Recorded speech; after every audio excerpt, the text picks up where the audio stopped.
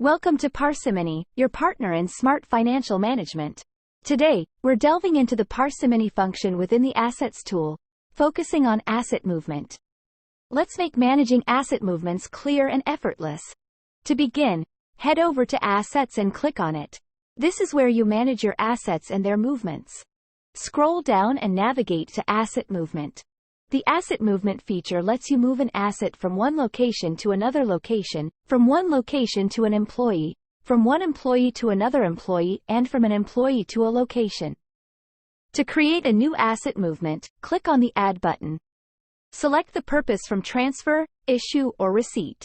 Mandatory fields will be changed based on purpose. Select a date and the assets you want to move.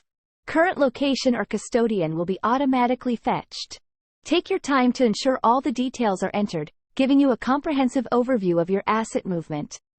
Once done, click on the Save button to save the asset movement you created. And there you have it. The Parsimony function in asset movement simplifies your tracking, making it intuitive and efficient. Thanks for watching this tutorial.